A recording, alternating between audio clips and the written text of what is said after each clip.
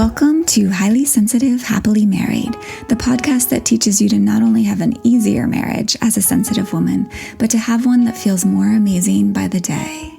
Where you'll hear relatable stories, love advice that works, and coaching on how to have a marriage where feeling upset and disconnected is a thing of the past, and where instead a sense of loving connection and even fun and lightness is the norm. I'm Hannah Brooks, highly sensitive person, love expert, and marriage coach, and I'm so happy to be on this journey with you.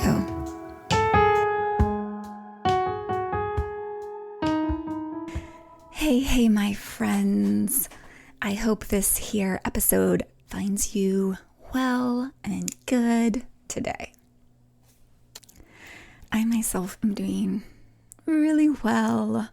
I'm loving this fall-like weather that we're having, and I'm getting really excited, I think that's the word, for Treasured to begin.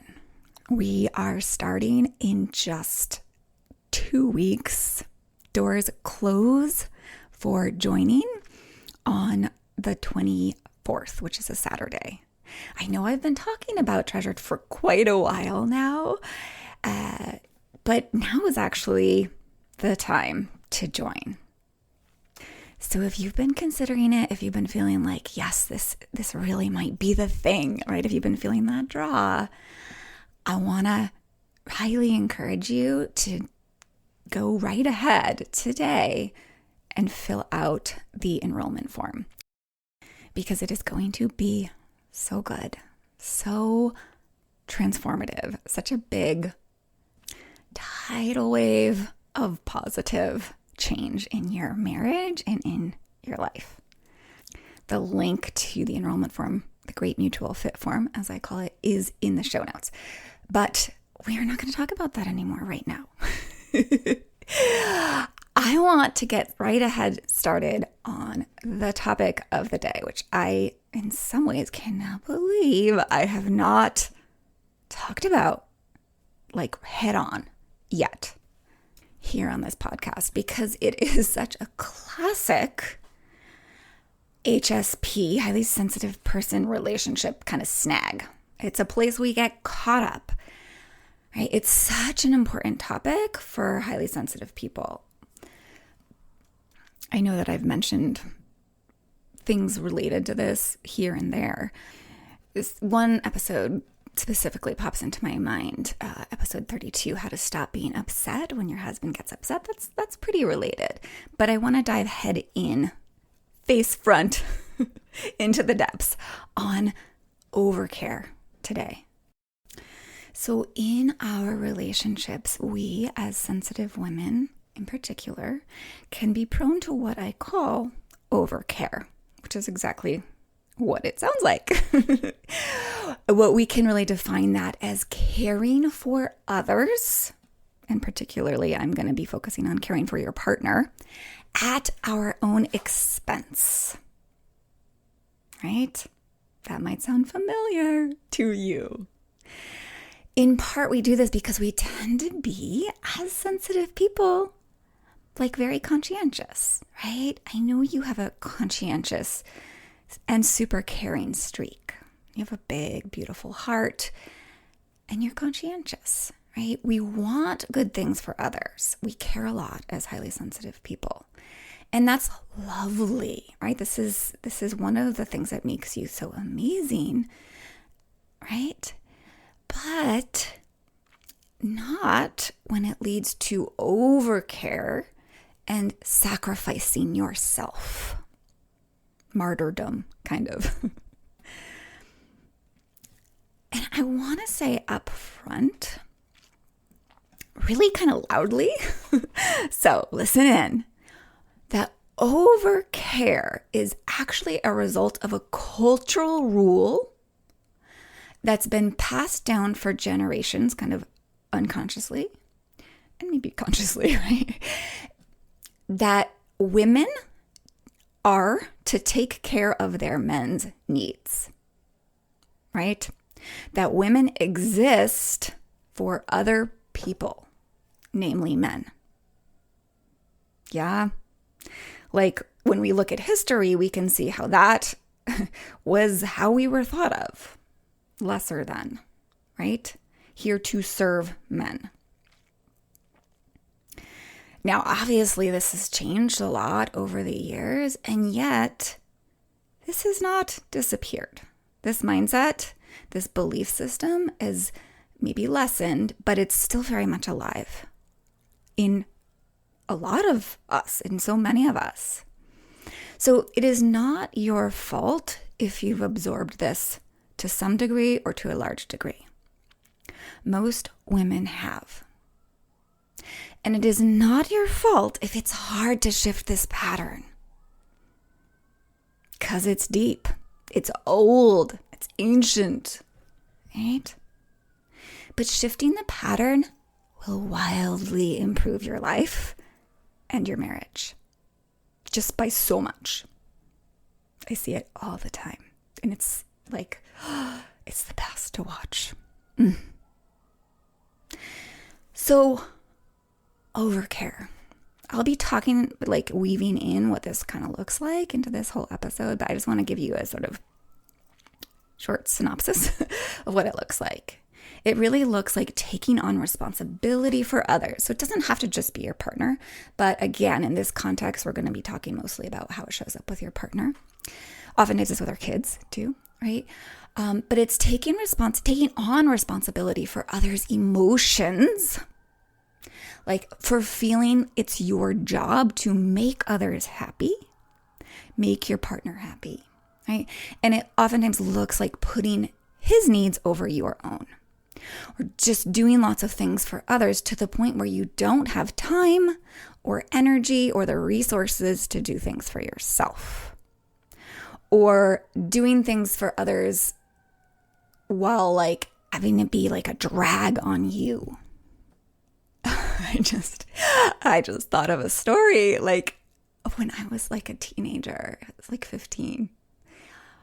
I remember going to see a boyfriend. He wasn't a boyfriend at the time, like, you know, those younger relationships. So I had dated him and I still had a super crush on him.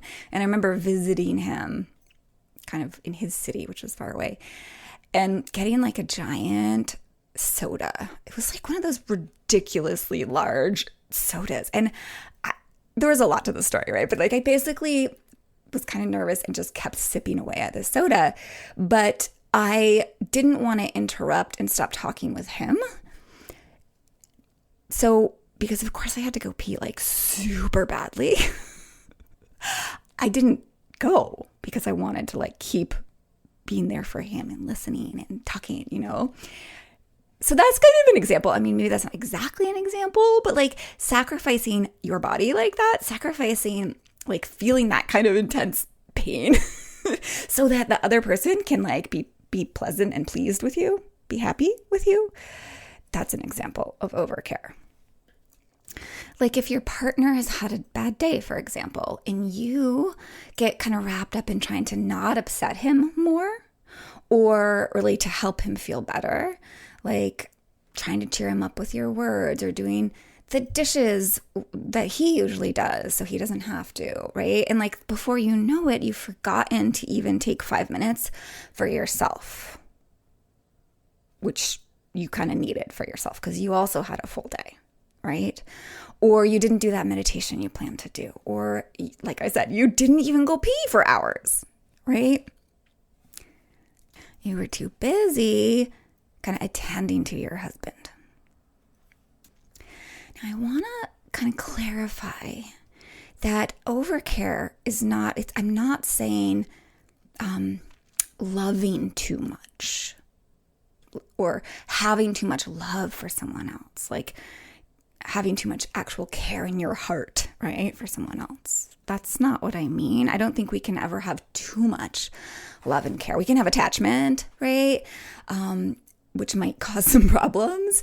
There's a difference between love and attachment, but I don't think we can ever have too much love for someone. Love in terms of the emotion. But when I say overcare, what I mean it's rather taking action from care or love or a sense of duty or from a people-pleasing place. right? i.e., fear of not being loved and approved of. That actually, so taking action from those places, that actually overrides your own ability to take loving action on your own behalf, right? That overrides your ability to take care of yourself, to care for you. So many of my clients do this in various ways. And I have to say, I've been there for sure, especially with kids. That's been a little bit more my thing, but I've been there before. And it's just so common for highly sensitive people, again, right? And over time, it puts a strain on not just us, but on our relationships and even on our partner. As sweet as it might sound on the surface, this care, right, this overcare, when you put others' needs above yours for too long, you end up with unmet needs and definitely unmet desires. And it fuels some serious resentment. It embitters the relationship and your life over time. It makes you heavy with burden. It bogs you down. It makes you feel stuck. It's bad for you and it's bad for your marriage. And again, it's not good for your partner either. It can lead him to being dependent on you for things he could be empowered to do himself. Things that would actually be beneficial for him to do for himself. I've talked about this, I think, a little bit in being his lover, not his mother. Right? It can even lead to this like mother-child relationship between you and your husband, which obviously is not who you want to be to your hubby, right? Yeah. So one story that I have, or like a classic story or example, is around child rearing, right? If, as a woman, you feel like you think you need to do a lot for your kids all the time and you take on that duty, your husband will often not step up and take on that duty as much himself because you always do, right? And then you always have to do the caretaking and he doesn't learn how. And he kind of falls back as a dad. He doesn't offer to take things on around the kids. He doesn't, this is key also, grow into the dad he wants to be in his heart. He doesn't feel so capable of it because he hasn't had practice. He hasn't been allowed the responsibility because you've been in overcare mode of the kids. Another example from a client of mine is that her husband has been dealing with some anxiety. He's been anxious a lot. And of course, she loves him, so she wants him to be happy. And so, but she somehow thinks it's her job to make him happy, right? Again, I want to refer here to this cultural messaging we've received that in some ways women are here for our men, right? And that it's our job to take care of them and their feelings, right? So she's wanting to, she thinks she needs to take care of him to fix his anxiety. And ultimately, this is so she can be happy, right? Because if he's happy, then she can be happy. So she thinks it's her job to caretake. So she brings up his anxiety a lot. Like she asks him about it a lot and asks him how he's doing a lot. And she then advises, right? And tries to get him to be more positive by talking about all the good things in their lives. And she points out the beauty around their home and all this, right? But what ends up happening is she ends up feeling like it's such a burden, his anxiety, and all that she has to do for him when it comes to his anxiety. Yeah? And she doesn't take time to do the things she loves doing or take as good care of herself as she could, right? Because she's so busy attending to his anxiety and focusing on that.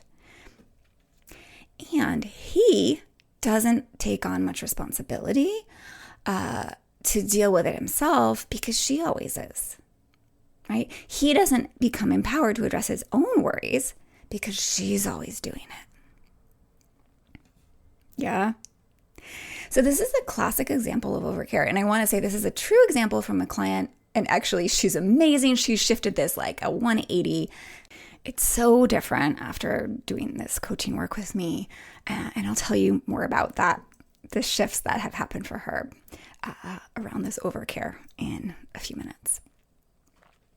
But I want to give you a couple more like examples so that maybe you can see where you might have this tendency yourself. Now, I don't want to say like every single person has this deeply. Some of you do, and some of you less so. But just listen out, because I think I think almost every client I've ever worked with has had like a trace, at least a trace of this going on. So if you are an overcarer, it can sound like if I were in your head, like there's this like belief in your head that's like, oh, I have to make sure he's not unhappy. Right? Or like when he's in a bad mood, it's like, oh no, I have to fix this. I have to help him, right? Or, oh, yikes, this isn't okay. Like I got to do something about it, right?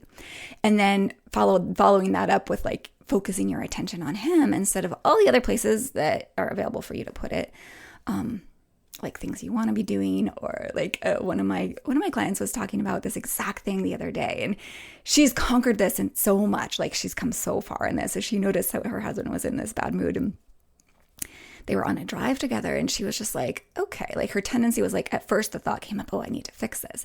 And then she's like, wait, look at this beautiful scenery out the window. I don't have to fix it for him. And actually she knows it makes it worse when she does. So she started like just really being like noticing like how lucky she was to be on this drive, to be getting away from work, and et cetera, right? Okay, I veered off topic there. But right, so noticing the like, that maybe that's going on for you too, that like, I have to fix this, right? And then putting your attention on him. Or another like way it might sound in your head if you're kind of in this overcare mode is like if there's any hint of annoyance from your partner like at you, you think you need to make amends or be more pleasant, right? Or something like that.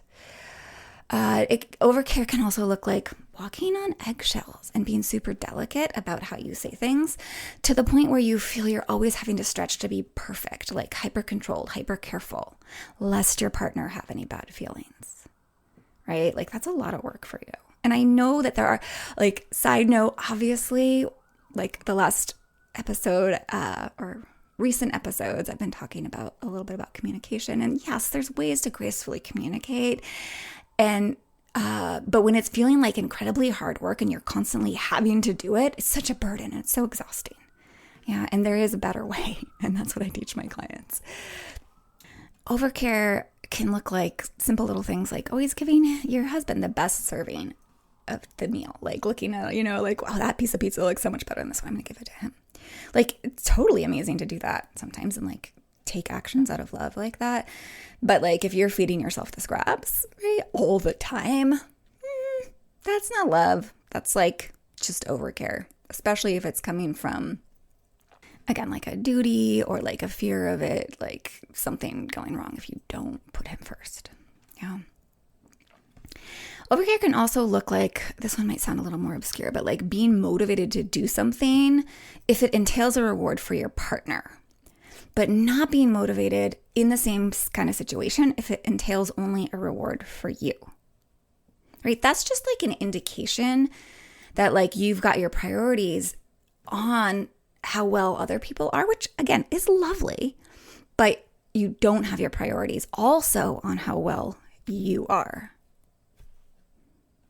And another way that I kind of look at this is that, or I call it like being in his business instead of your own a lot, right? Thinking about all his stuff a lot and not remembering your life, or like thinking about your life.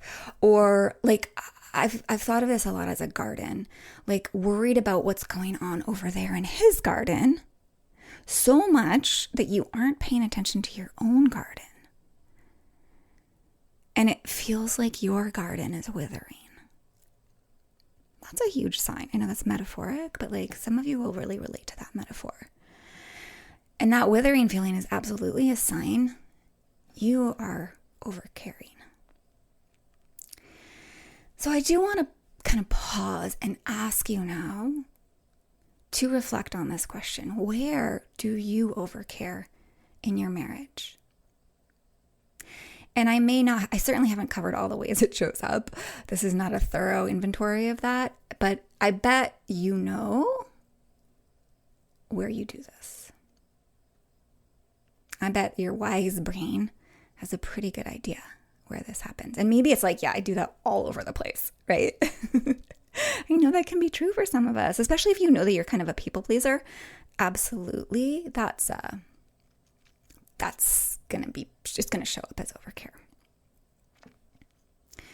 So you can pause this and consider that. I think it would be a beautiful thing for you it would be a really important, this is an important part, right? To actually identify where you overcare in your marriage. Because as soon as you start to see that, you have so much more freedom to start shifting it, right? I always say that without being able to see it, we can't do anything about it.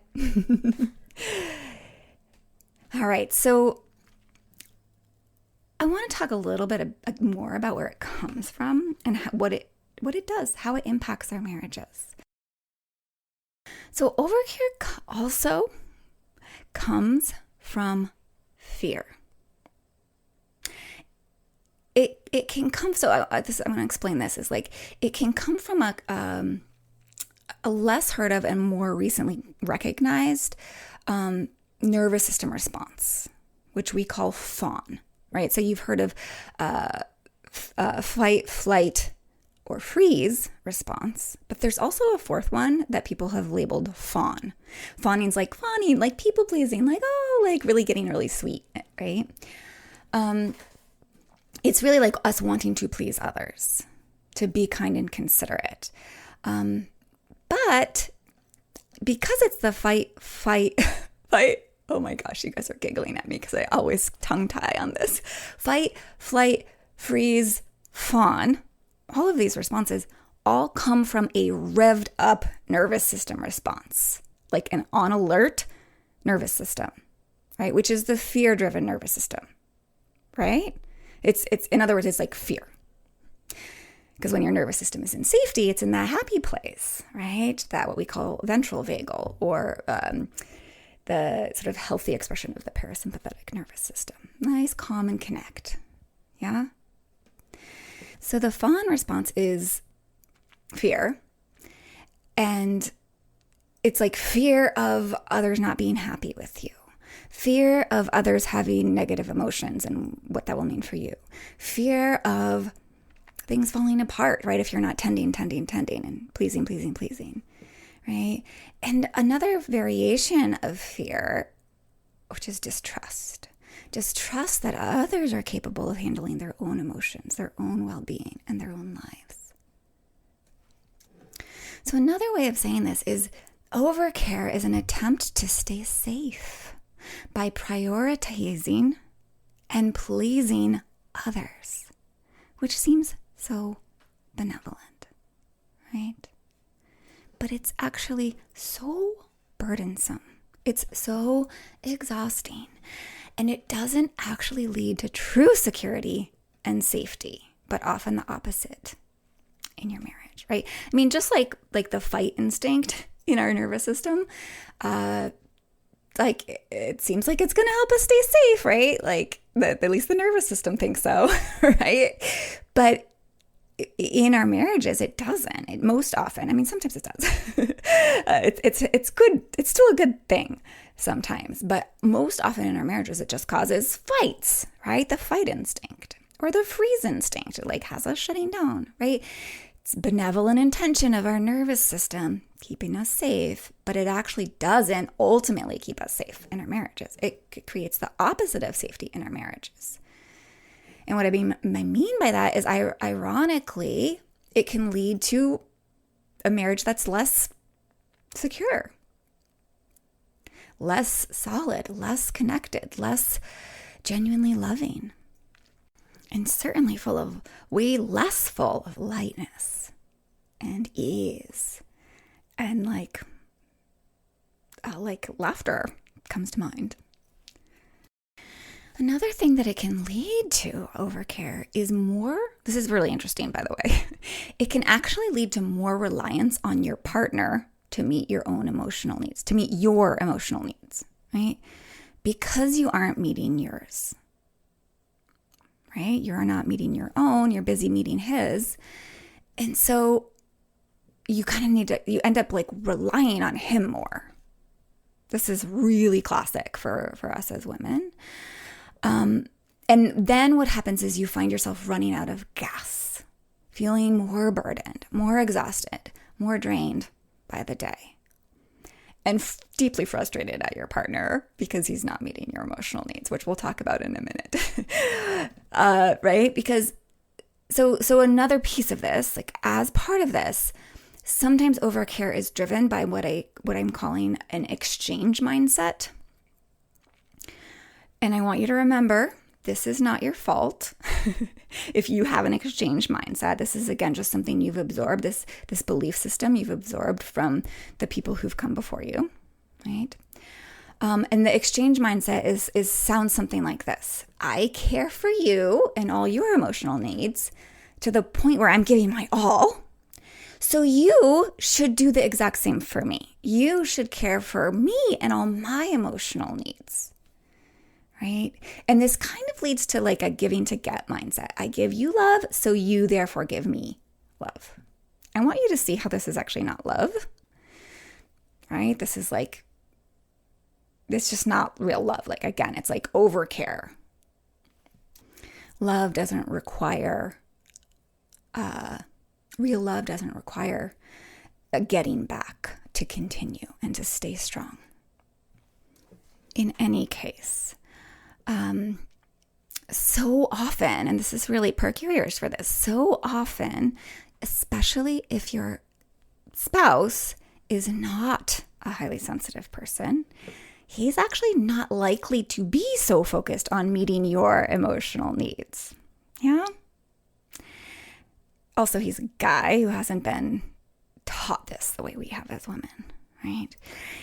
And key here, nor is he actually equipped to be the main source of meeting your emotional needs. Yeah? Like he's not so great at it. Tell me where I'm wrong.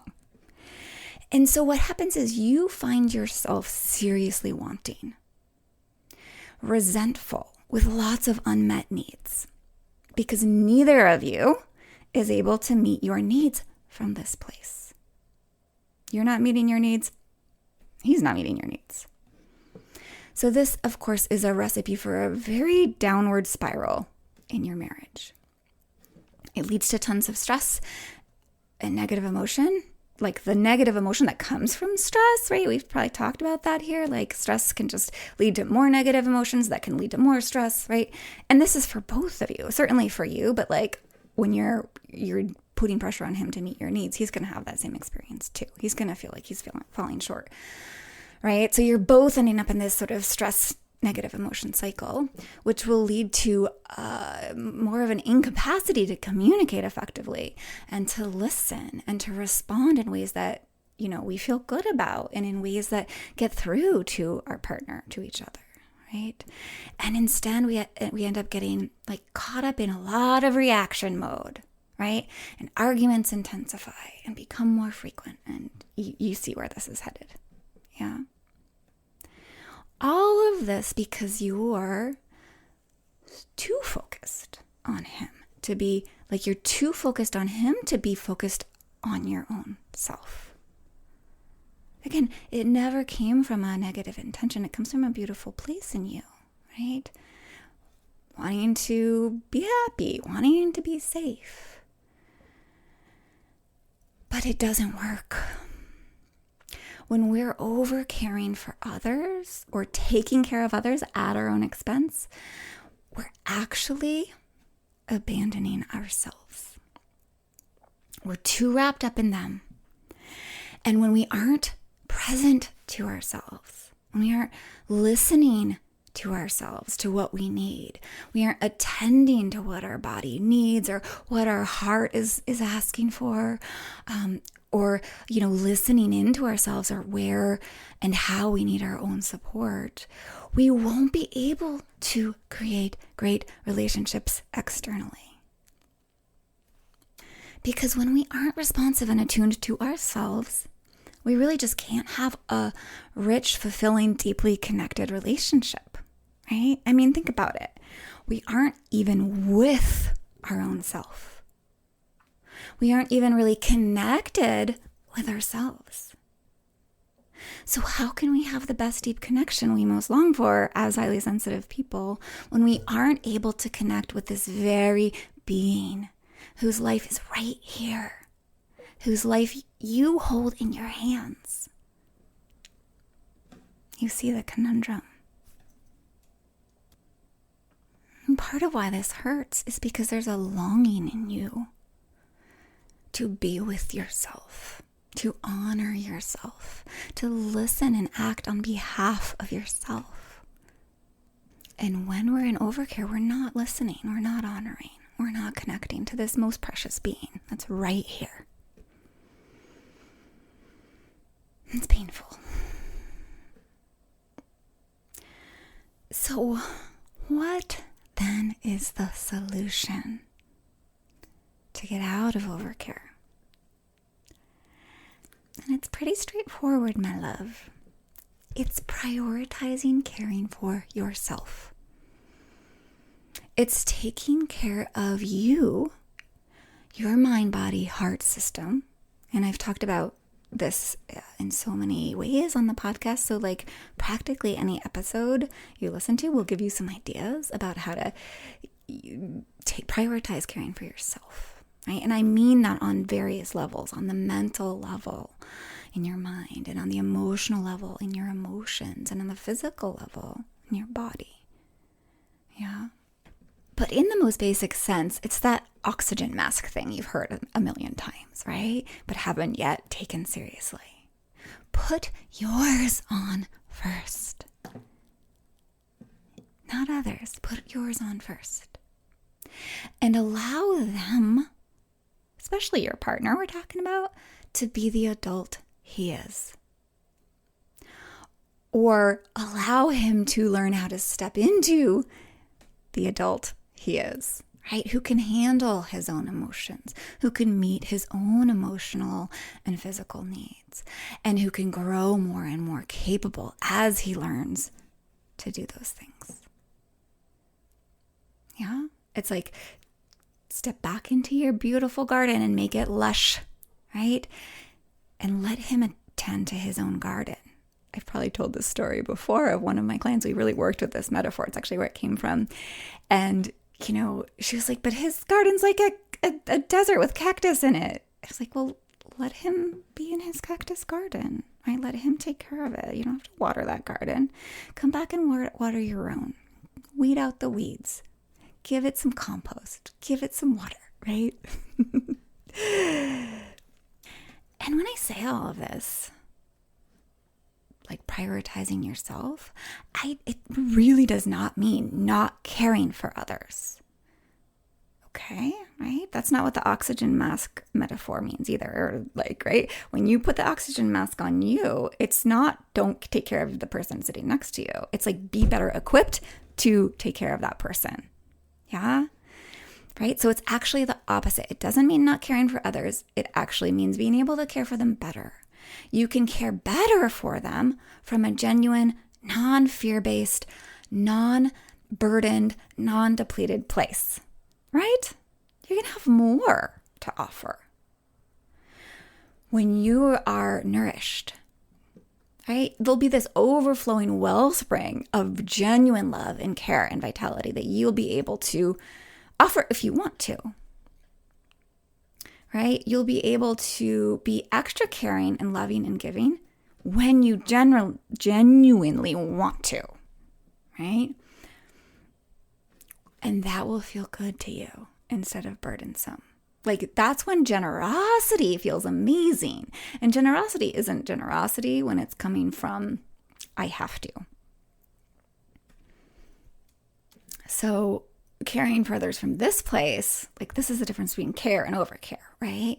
That will feel really good to you. And it will make your marriage feel so much lighter, so much less of a chore, so much less work. It will give you energy and a sense of relief and lightness and carefreeness that if I know you at all, you want so much.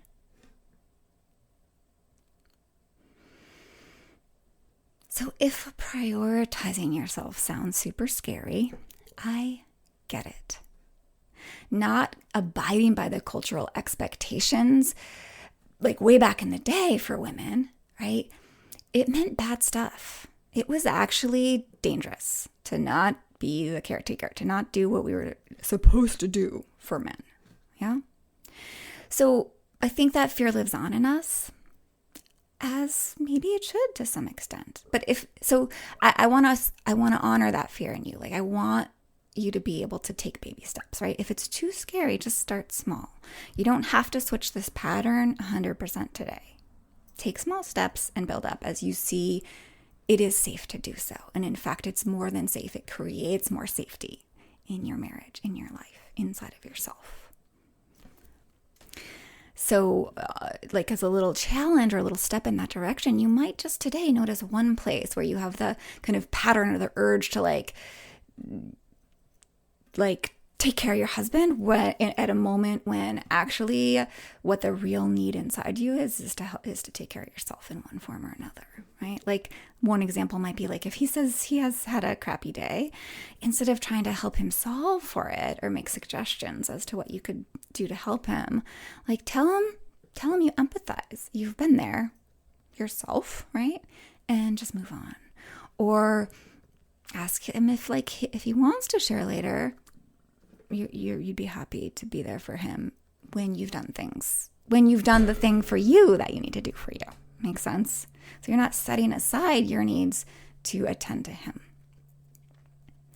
So that's just a little idea that you could do. But you know yourself and you know where this pattern shows up for you. See if you can just do one thing today that isn't repeating that pattern, that is actually prioritizing you over him when that pattern comes up. Yeah. So I do want to say there's no hard line of what overcare and just true care is. Like there's no hard line to like dividing those two. But I want to offer that a major clue for you is that overcare feels burdensome and draining and heavy, whereas care feels generous and light and right.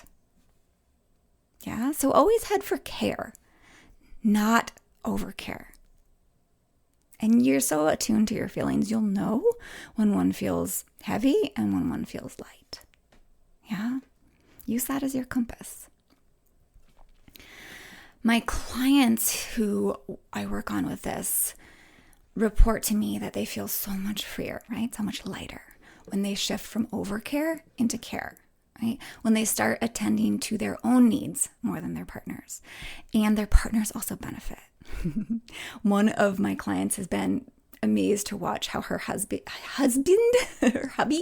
has stepped up with her son and she's watching them bond and have more fun than ever together. And she is getting to spend lots more time on things that nourish her and bring her alive as well.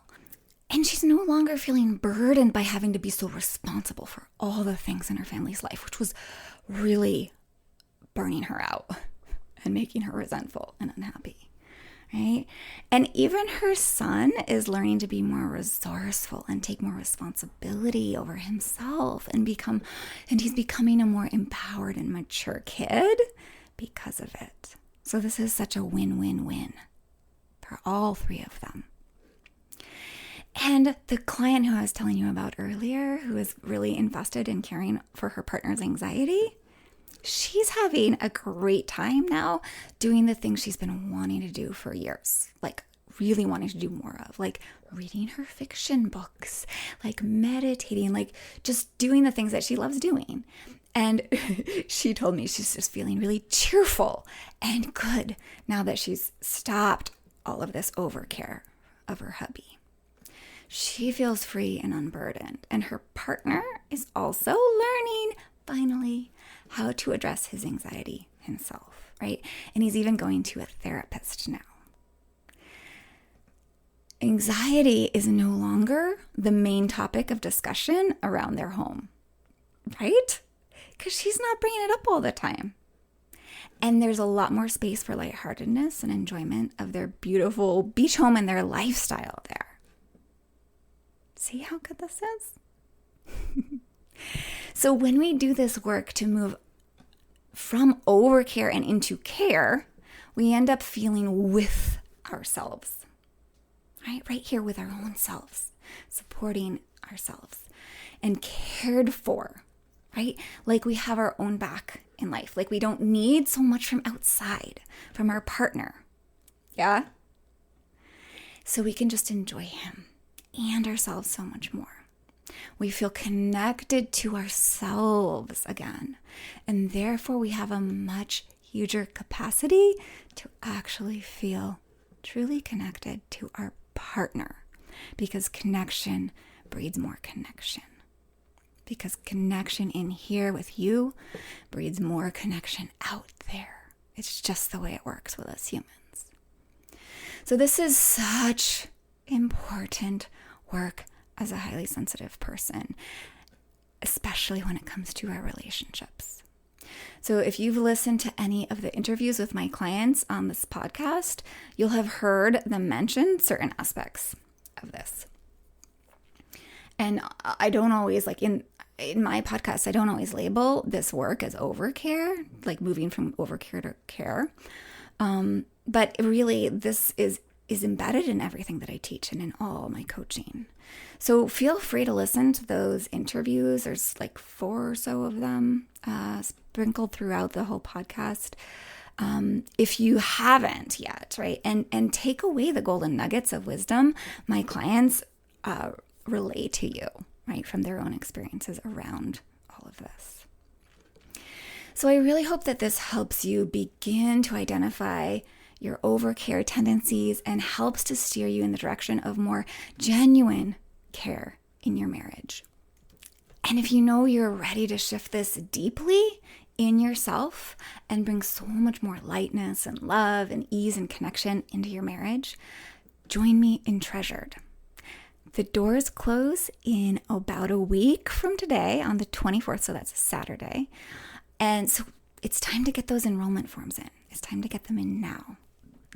The link to do so is in the show notes, and also you can head over to www.lifeisworthloving.com/treasured, or you'll just see treasured in the menu there on my website.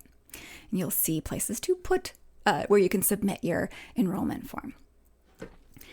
As my client L said, I'm now feeling so content within myself, so peaceful, so strong. For the first time, I feel whole, and that feeling has informed every area of my life.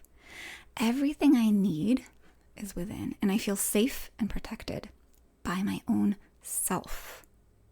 My partner and I are doing better than ever, and I feel 100% confident in our relationship and that we can get through anything together. This coaching has truly helped me change my life. Truly. And my client L said, before we started, I was worried that maybe we weren't meant to be together, that it would always be this way, that we'd never find a way out of struggling with conflict or dealing with difficult conversations. I was feeling time pressure to make a decision. But after working with Hannah, I'm feeling really secure and confident, calm, steady, accepted, loving, warm, a glowy gratitude, and so much better about myself in general.